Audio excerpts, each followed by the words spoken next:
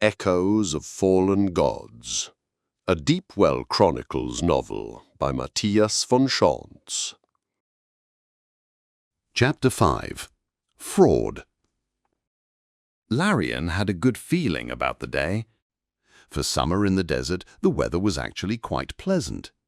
Thin wisps of clouds in the sky kept the worst heat of the sun at bay, and the sandstorm he had seen on the southern horizon in the morning had shifted in the other direction, sparing Jaikaral from being blasted once again by 1 billion tiny shards of sand. Of course, if every grain of quartz were worth even a fraction of a scally, he'd have vanished into luxury years ago, leaving the dust and the oppressive heat behind. He had set up shop in the market quarters long before sunrise, hoping to secure a reasonably good spot close to the square of traders. Instead, he had managed to get a place for his booth right on the square itself. That was more than he could have hoped for, and would surely give him the chance to sell not only to the peasants and traders of the city, but also to the noblemen of Jaikaral. Making money was important, by whatever means he could. Despite being 23 years old, he was still working for his father, slowly scraping together enough to open his own business. But it was slow going, and he would have to slave away for the old man for at least another year before he had enough to set up a booth of his own. It wasn't the stall itself or the wares he would trade that were the biggest expense, but the license he had to pay the nobles for the privilege. The market quarters were a busy place. There were 100 booths on the square of traders alone, with 1,000 more lining the streets surrounding it. Merchants shouted prices and deals to anyone walking by, peddling everything from Algerian perfumes to live hens. Well, perhaps not everything was for sale here. Some things were instead traded in the darker corners of the city, far from the nobleman's eyes, in places where the rich and powerful would never be seen. Of course, that made the darkness of those corners very helpful indeed when the high and mighty came calling anyway. Larian found the cacophony in the market invigorating. There was life here, people to meet, news to overhear, and scents to smell. 1,000 fragrances from every corner of the known world. He could go on a dozen adventures just by walking to the other side of the square. Not to mention the money he could make here. Let's never forget the money. He was quite happy his father wasn't in the poultry business, though. Packing up after a day of selling jewelry from all over Tehran was a whole lot easier than cleaning up after live birds. Then again, if the chicken farmer failed to sell his stock, he wouldn't go hungry. He could just eat his hens. Larian had to make sure he sold his allotment for the day, or he wouldn't get supper when he came home in the evening.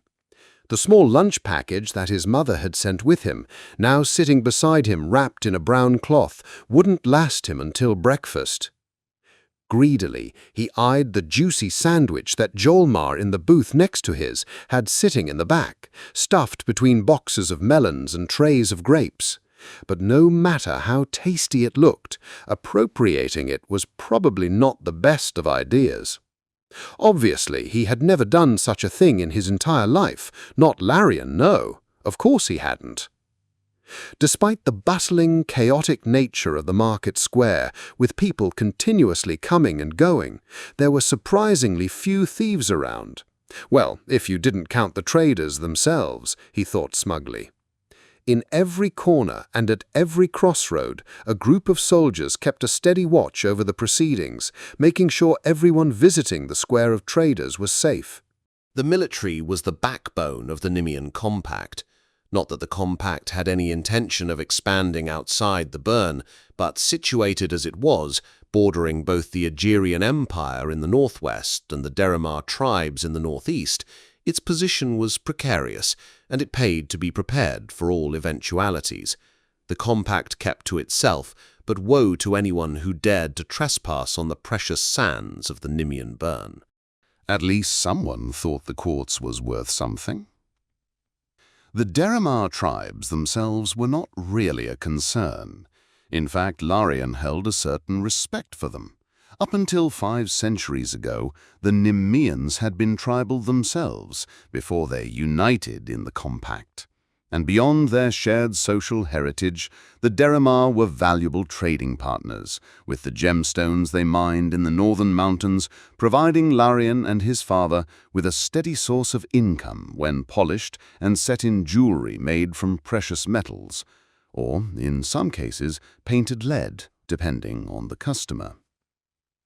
No, the real threat to the compact was the Cold Edge, or, to be more precise, the Aegirian Empire's inability to cross it. The mountain range stretched all the way from the Sea of Rage in the north down to the Nimnian Burn. If the Empire ever truly set its mind to invade Deramar, the easiest route would be to march past the southern foothills of the Cold Edge, and that would mean invading the Nimnian Compact along the way. Larian glanced at the soldiers positioned in the market square, mostly thankful for their presence. Not only were they protecting perfectly honest traders like himself from thieves and robbers, but they also protected the stout-hearted men and women of the Compact from the real criminals out there, the Lion of the Aegirian Empire and his merry men. So far, the sales had gone about as well as Larian had expected, given his promising position on the square. He had counted his good fortunes when he had managed to sell a set of 12 Deramar bracelets, all part of a series, to a traveling trader from the Aegirian River Plains. But looking up from his booth, Larian realized his luck was about to take another turn for the better. This was truly his lucky day.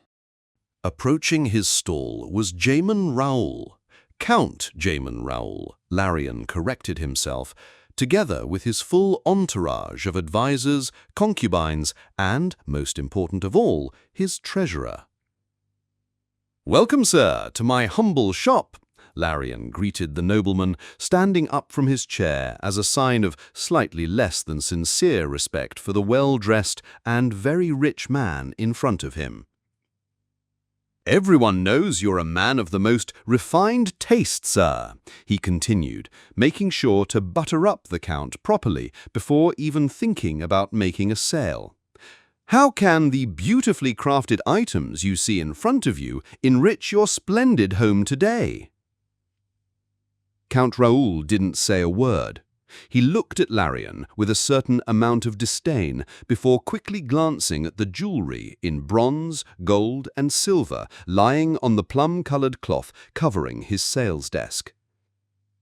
It was immediately apparent the Count was not impressed by the collection. Realizing he was about to lose the biggest sale of his life, Larian decided it was finally time to bring out the special items. There was simply no other choice now. "I can see your discerning eye has already noticed that the expensive ornaments I sell to the generals and bankers of Jaikaral are not up to the standards of a man of your extraordinary standing." "Perhaps, if I may, sir," Larian continued as he ducked down behind his desk to bring forth the small wooden chest he had stuffed under there, "I could interest you in the special items you can find at Larian Onyx, and only at Larian Onyx jewelry booth." He repeated his name, making sure Count Raoul would never forget him in case he ever found himself in want of Larian's products again. The pitch piqued the nobleman's interest. Larian gathered the gold and silver trinkets resting on the purple cloth, wrapping them carefully inside for protection before placing the wooden box on top. Slowly and meticulously, making sure to convey to the Count the importance and exclusivity of the contents, he unlocked the small chest. He found himself sweating a little, which, considering the burning sun high in the sky, probably was to be expected. Surely the sun was the reason. When he opened the box, a ray of light glinted on the polished metal of the treasure inside. Said Count Raoul. It was the first word, if you could call it that, the nobleman had spoken since arriving at the booth. Larian lifted up a small golden medal, hanging from an intricate chain made of alternating links of silver and gold. In the center of the medal was a large diamond, surrounded by a ring of smaller rubies. "It was the find of a lifetime, sir," he explained. "I was lucky enough to help a Derrimar chief visiting our fair city, which, I must add, prospers under your wise rule, if I may say so. Anyway, he had the bad luck of almost getting cheated by one of my less honest colleagues here, and when I intervened, he allowed me to buy one of his most treasured possessions at a very friendly price. This is it," Larian continued, holding up the golden object. "There's only one of these in the world. As you can see, the diamond the medal is designed around is likely the largest in Jai Karal. This piece of jewelry would make your eminence stand out among all your fellow counts in the Northern Territories." He handed the medal to the count, who proceeded to inspect it from all angles. He held it up to the light, marveling at how the white rays of the sun broke through the transparent surfaces of the diamond and reflected back in all the colors of the rainbow. Without a word, Count Raoul gave a brief, dismissive gesture to his treasurer, who immediately stepped forward to handle the transaction. The sale was a done deal.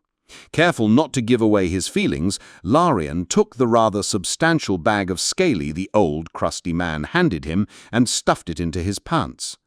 He probably should pack up his booth early today, Larian thought, and maybe, just maybe, leave town tonight for an unannounced visit to Uncle Ola in Jai Marag. But remembering Aunt Etari's stewed beets, Larian thought better of it. Very early the next morning, Larian was brutishly awoken by a loud knock at his door, followed by a barking voice ordering him to come out immediately on the orders of Jamin Raoul, Count of Jai Karal. Scrambling and failing to get dressed, he was dragged into the street by two compact soldiers who smashed in the door and simply grabbed him without any sense of decorum whatsoever. The rude treatment didn't stop there. After binding his hands with thick ropes, the guards pushed him down the street to a waiting wagon, and not at all the kind of carriage you'd use when entertaining ladies. No, this was, as he cleverly deduced after spotting the bars covering its small windows, a prison transport. The trial was short, as it should be. After all, justice in the Nemean Compact was swift and decisive, especially when said justice involved counts and their ilk. Though if Larian had had a say in the matter, he would have appreciated a little more trial and a healthy dose of justice added to the process. As it was, the magistrate simply declared that Larian Onyx, son of Olmar Onyx, had sold a polished piece of the old one's warm ice to Count Raoul of Jai Karal, fraudulently claiming it to be a diamond, and that the sentence for such a hideous crime was death, as were most punishments for hideous crimes in the Compact. And considering all crimes against the counts were by definition hideous, heads tended to roll on a regular basis in the Jace. Things didn't slow down from there. Just a little over an hour after snuggling safely at home in his soft warm bed, Larian found himself sitting on his squatted legs in front of City Hall, with his head secured in a very uncomfortable slot that was part of the Count's guillotine. It was not, he thought, his best moment. Counting his blessings, at least he didn't think Daurola was out doing her shopping this early. Explaining his current predicament to her would require something of a miracle. On the other hand, Ulara was a morning person, and so was Illustra. If they all showed up together, he was probably better off letting the Count have his fun with him. But despite all appearances, the day would turn out a whole lot better than it had begun. From the northwestern horizon, an object shining bright like the desert sun suddenly appeared in the sky, streaking silently across the heavens to the east. Behind it roiled a tail of dark smoke, like that coming off a burning arrow shot high into the air by the city guards. All around him people, including his jailers and the executioner, pointed and gawked in awe at the strange sight above, suddenly oblivious to events on the ground. If only he could get rid of the ropes binding him, Larian thought, trying to untangle the cold tendrils of fear gripping his heart. If only he could free himself somehow. Just as that thought entered his mind, there was a sudden sound coming from the sky, a boom like thunder that shook the ground. For a second he was afraid the blade of the guillotine would come loose and fall down, ending his attempt at evading the Count's version of justice as quickly as it had begun. But the contraption of death he was secured in held, and Larian could safely continue focusing on escaping it. Closing his eyes, he saw in his mind a vast fabric stretching across the sky. As he desperately plucked at it with his imagination, it stretched into a funnel until he could touch it with his hands. His hands were burning. Sparks danced along the ropes binding them to the wooden frame of the guillotine. Suddenly, the hemp fibers in them burst into flames, incinerating the cords. He was free. Before the thing in the sky disappeared into the sunrise, Larian Onyx had vanished from sight into the milling crowd of would-be onlookers. Everything would work out just fine.